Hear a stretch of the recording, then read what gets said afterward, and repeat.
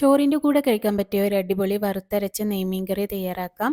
ആദ്യം വെളിച്ചെണ്ണ ഒന്ന് ചൂടാക്കുക, അതിലേക്ക് ഉലുവയിട്ട് പൊട്ടിക്കുക, അതിനുശേഷം കറിവേപ്പില ചേർത്ത് കൊടുക്കുക, നീളത്തിലരിഞ്ഞ ഇഞ്ചിയും വെളുത്തുള്ളിയും കൂടെ ചേർത്ത് കൊടുത്ത് ഒന്ന് വഴറ്റി കൊടുക്കുക. അതിനുശേഷം അതിലേക്ക് 4-5 വറ്റൽമുളക് ചേർത്ത് കൊടുക്കാം.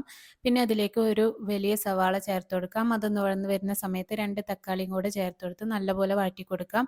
വഴന്ന് വരുന്ന സമയത്ത് മസാലപ്പൊടികൾ ചേർത്ത് കൊടുക്കാം. മുളക് പൊടി, മഞ്ഞൾപ്പൊടി, മല്ലിപ്പൊടി ചേർത്ത് കൊടുക്കാം. പിന്നെ അതിലേക്ക് നമുക്ക് 2 നെല്ലിക്ക വലുപ്പത്തിലുള്ള പുളിങ്ങ വെള്ളത്തിലിട്ട് അതൊന്ന് സോക്ക് ചെയ്ത വെള്ളം കൂടെ ചേർത്ത് കൊടുക്കുക. ആവശ്യത്തിനുള്ള ഉപ്പും കൂടെ ചേർത്ത് കൊടുത്ത് തിളപ്പിച്ചെടുക്കാം.